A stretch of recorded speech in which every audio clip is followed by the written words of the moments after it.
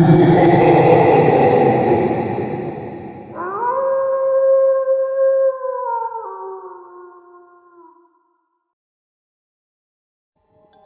दोस्तों, आपका स्वागत है मेरे black Friday Hindi YouTube channel में। यदि आपको मेरी कहानी पसंद आई तो मेरे चैनल को लाइक और सब्सक्राइब अवश्य करना। जो कहानी मैं आपको सुनाने जा रहा हूँ वो कहानी मेरी माँ ने मुझे सुनाई थी। मेरी माँ एक छोटे से शहर से संबंध रखती थी और उनकी शादी बलिहारीपुर गांव में हुई थी। ऐसा माना जाता है कि उस गांव में कुछ बुरी शक्तियाँ भी वास करती थी। ऐसे ही एक बुरी आत्मा से सामना हुआ मेरे नाना जी को। वह चुड़ैल थी, खुले बालों और सफ़ेद भयानक चेहरों वाली।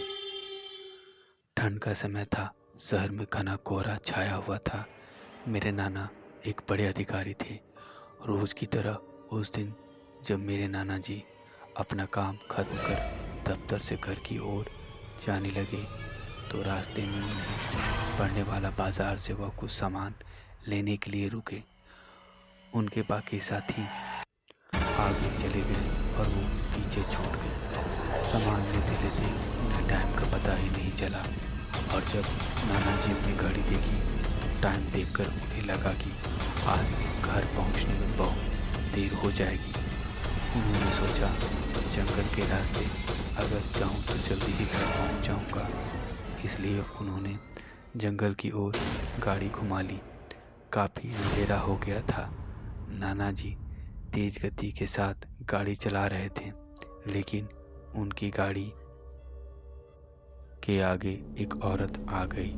उन्हें झटके से ब्रेक मारनी पड़ी। जो औरत गाड़ी के सामने आई थी वह तेजी से रो रही थी। उसकी रोने की आवाज़ें ही बड़ी दर्दनाक थी।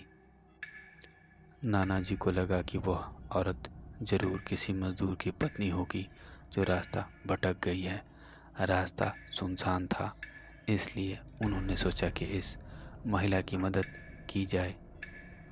उन्होंने उस औरत से पूछा कि वह यहाँ अकेले क्या कर रही है। उसने कोई जवाब नहीं दिया और फिर से जोर जोर से रोने लगी। ऐसा लग रहा था मानो सारा जंगल ही उसकी आवाज़ से गूंज रहा हो। नाना जी ने पूछा कि उसका घर कहाँ है, तो भी वह कुछ न बोली। नाना जी ने उससे कहा कि तुम मेरे साथ मेरे घर चलो, सुबह तुम्हें तुम्हारे घर छोड़ दूंगा। वह नाना जी के साथ चलने के लिए तैयार हो गई और गाड़ी के पीछे वाली सीट पर जाकर बैठ गई। रीति रिवाज के कारण उसने अपने सिर पर घूंघट डाल रखा था, जिसकी वजह से उसका चेहरा छिपा हुआ था। गाड़ी पर सब नाना जी का इंतजार कर रहे थे। जैसे ही गाड़ी की आवाज़ आई सब भागकर इकट्ठा हो गए। जब उस महिला के बारे में घर में पूछा गया तो नाना जी ने सारी कहानी बताई। नाना जी ने कहा खाना यह बना देगी, लेकिन मेरी माँ को उस महिला पर शक हो गया। उन्हें लगा कि यह कोई जरूर चोर है जो घर का सामान चुरा कर भाग जाएगी। माँ ने उसे रसोइया में जाकर खाना बनाने को कहा।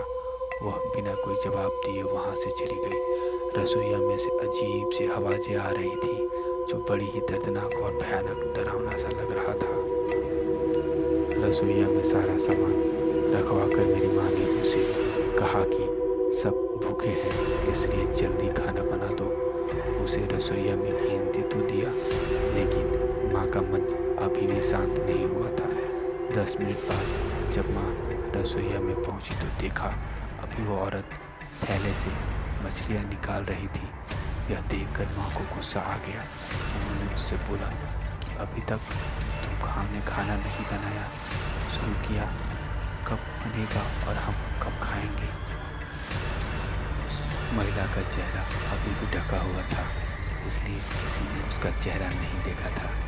माँ उसका चेहरा देखने की कोशिश करती रही, लेकिन उन्हें उसकी झलक भी दिखाई नहीं दी। माँ ने कहा कोई जरूर होता वो तो बुला लेना, लेकिन फिर भी वह कुछ नहीं बोली। उन्हें लगा कि शायद अनजान लोगों से डर कर रही होगी। माँ रसोइया से चली गई, लेकिन जब 10 मिनट बाद वो फिर वापस आई तो रसोइयों का दृश्य देखकर माँ डर गई। उनके पैरों तले जमीन खिसक गया, वहीं डर से जम गई। उनके गले की आवाज़ नहीं निकल रही थी, क्योंकि उन्होंने जो दृश्य देखा वो बड़ा ही भयावह था।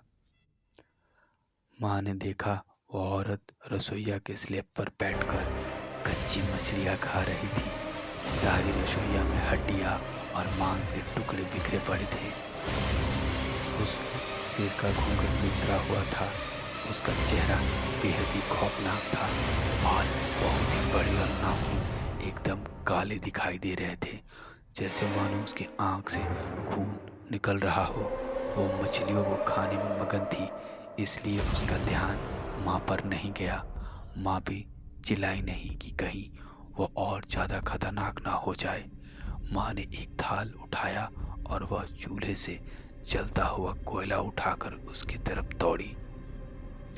माँ ने जलता हुआ कोयला उस चुड़ैल पर फेंक दिया।